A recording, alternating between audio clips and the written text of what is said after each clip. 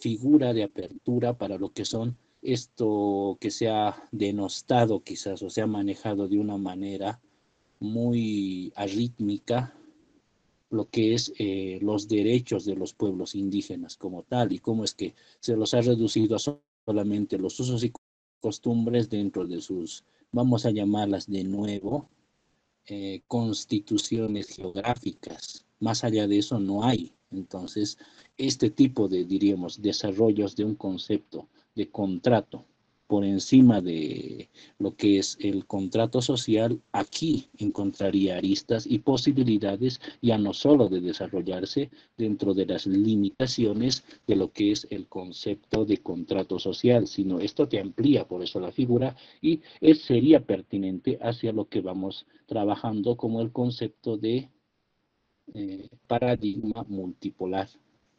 Bueno, esta sería una explicación y desarrollo de lo que planteas, Juan Manuel, acerca de lo que es el contrato social y la relación que se tiene con el Estado como tal.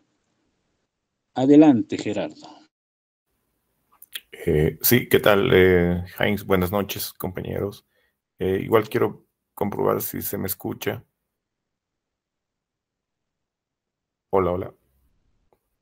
Sí, se escucha Ah, ya. perfectamente. Ok, continúo. Sí, justamente, bueno, este texto que has enviado me ha traído un poco a la memoria este libro de Harari, en el que al principio, en los primeros capítulos, hace referencia a esta revolución agrícola, ¿no? A la que él se refiere, en la que,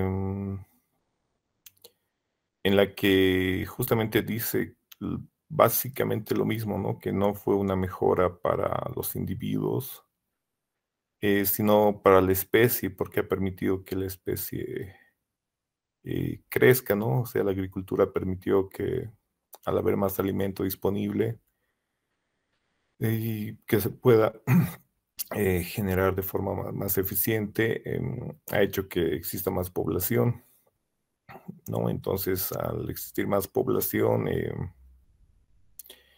la complejidad misma de la sociedad se ha, por así decirlo, diversificado, es decir, se ha complejizado. Y llega a una conclusión interesante, ¿no? Que dice que no fue el hombre quien domesticó al trigo, sino que el trigo domesticó al hombre, porque al final es el hombre el que pelea por territorios, el que cuida al trigo, el que lo mejora y el que le ha dado una larga vida, ¿no? Desde que fue, como decías, domesticado. Y estoy tratando de hacer la relación con la función o la creación del Estado, porque entendemos que el Estado es una estructura política que ejerce su autoridad sobre tanto territorio y población, es decir, se entiende que sin territorio no hay Estado y el territorio es necesario para cualquier tipo de agroindustria em, o, o cultivos agrícolas que puedan sustentar la seguridad alimentaria de su población, ¿no? Entonces, sí, el Estado es de alguna forma un producto de esta revolución agrícola, claro que un poco más tardía, ¿no? Es decir, el Estado se da después, mucho después de la revolución agrícola, pero ya empieza por ese lado. Entonces, creo que sí está bien alineado lo que dice Jared Diamond. Claro que con los matices que hacías mención, es decir, no podemos no entender la sociedad actual sin todo este proceso evolutivo que ha habido. Incluso hay algunos autores, que si no estoy mal, que le echan la culpa al desarrollo a la máquina de vapor, porque es desde ahí que realmente y efectivamente se ha optimizado todos los procesos de producción, medios de producción, y se han dado Es decir, ha habido como un tipo de lumpenización de ciertos sectores de la sociedad, ¿no? Entonces, podemos encontrar diferentes hitos en la historia de la humanidad a la cual podríamos, entre paréntesis, entre comillas, culpar del estado en el que estamos ahora. Y bueno, también quería comentar que abres un buen... Es decir, este autor tiene, como les había mencionado en el grupo, tiene un libro que se llama Colapso. El subtítulo es ¿Por qué unas sociedades perduran y otras desaparecen? He leído hasta cierta parte donde da un ejemplo muy amplio, es decir, como decías, el autor no es filósofo, no sé si es biólogo y también historiador, pero hace una descripción muy detallada de cómo ha colapsado la población en la isla de Pascua. En resumen, a lo que él llega es de que ha habido básicamente un ecocidio, es decir, la cantidad de recursos que estaban disponibles más ciertas condiciones climáticas han hecho de que efectivamente la población haya acabado con todas las especies endémicas que podían, de las que podían sobrevivir y vivir. La sociedad dice que hasta cierto punto sí se había complejizado, pero que al final fue el agotamiento de los recursos lo que llevó a que la población polinesia que habitaba en la isla de Pascua haya desaparecido, ¿no? Y la toma como un primer ejemplo.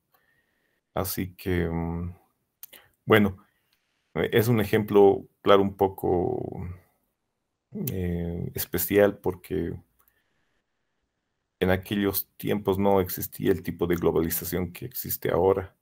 Entonces, bueno, más que todo quería preguntarte cómo ves que este tipo de idea malthusiana en la que otros autores también tocan, que estamos en el antropoceno, es efectivamente, ¿crees que estamos yendo hacia un colapso? Pero al estar globalizados, este colapso está yendo de forma un poco lenta, ¿o crees que efectivamente es tal vez parte de alguna agenda, como muchos arguyen de que el cambio climático no es real y de que no se, es decir, hay suficientes recursos para sostener por muchos años más la vida en el planeta? Bueno, esa era mi pregunta, Heinz. Gracias. Sí, acerca de lo que son las tesis, vamos a llamarlas fatalistas, quizás que muchos de autores que van desarrollando este tipo de tendencias podrían afirmarse. Antes quizás un apartado, Diamond es biólogo, fisiólogo y geógrafo y ha trabajado en campos de lo que es la biología, ha desarrollado estudios en ecología, antropología e historia ambiental. Ese detalle que se me pasó. Tiene bastantes, diría, sus tesis han desarrollado bastantes positivos entre algunos académicos destacados como Richard Berley, que es antropólogo, Marshall Childish, antropólogo igual, Harari, que es historiador, James Scott, politólogo y antropólogo, o John Searson, que es filósofo y escritor.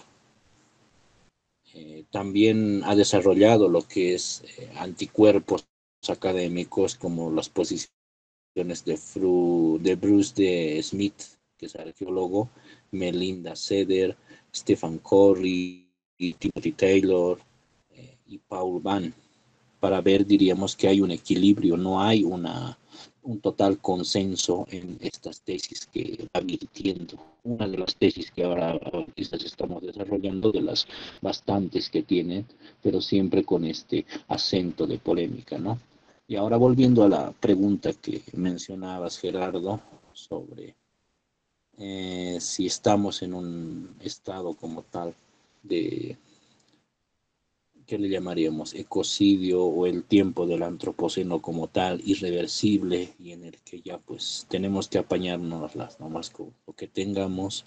Diríamos que sí, estamos en un tiempo, no yendo, sino ya estamos viviendo las consecuencias del tiempo de crisis como tal. Cualquiera de ustedes viendo o así, o preguntando a gente ya con bastante edad, podría preguntar cómo es que hace la comparación de los climas que tenían hace algunas décadas atrás y cómo es que ahora los tiempos, ellos mismos dicen, están cambiando. Algunas cosas se están acelerando, hay sequías y hay demás que no solamente podrían ser atribuidas a los famosos fenómenos del niño, la niña u otros climáticos, que se podrían identificar y eran desarrollados de manera cíclica dentro de lo que es el planeta Tierra, como parte de su dinámica, sino que hay alteraciones. Y también dentro de lo que es las posiciones, de lo que es la relación del ser humano con la naturaleza, las posiciones desde nuestra vista filosófica podríamos indicar incluso existenciales.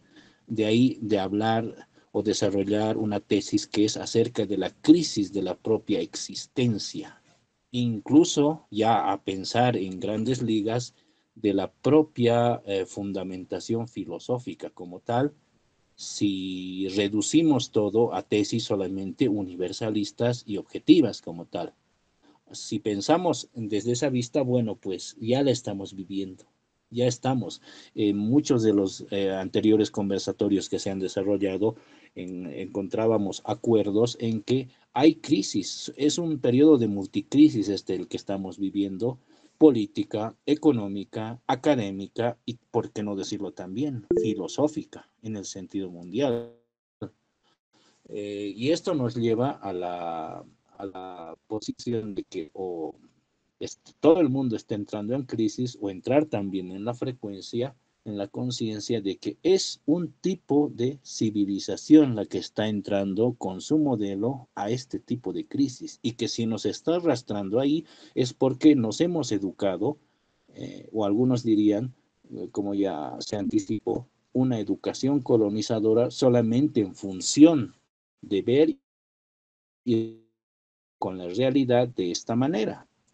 En cambio, si uno va hacia otros tipos de realidades, vamos a llamarlas cosmovisiones, desde el punto de vista chino o ruso, o llámese el que acá podríamos desarrollar, vamos a llamarlo plurinacional, porque ya incluso la posición solamente andina sería muy reduccionista quizás.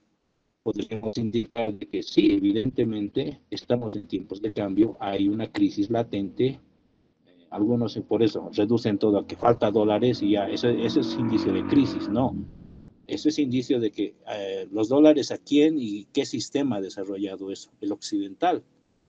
Del otro lado, creo que las relaciones y las dinámicas económicas indican otras cosas que nos abren, nos aperturan por eso a este tipo de pensamiento ya más desde las vistas plurimultipolares. Y acabaría con esto, y luego creo que estaba alguien levantando la mano, le vamos a ceder la palabra. Esto nos lleva a desarrollar, por ejemplo, conceptos como las reducciones luditas. Si alguno de ustedes se les viene un concepto a la cabeza, el movimiento ludita le echaba la culpa a las maquinarias de que ellos estaban perdiendo sus fuentes laborales en ese surgir de lo que era el industrialismo como tal y las revoluciones, la primera revolución industrial como tal. Entonces, el movimiento ludita indicaba que habría que ir a destruir lo que son las fábricas para conservar lo que eran las fuentes laborales, cosa que hicieron, pero que no les ayudó en mucho. Actualmente los movimientos neoluditas indican algo similar acerca de lo que son las posiciones en favor de lo que es el desarrollo y profusión de lo que son las inteligencias artificiales o algún otro tipo de desarrollos técnicos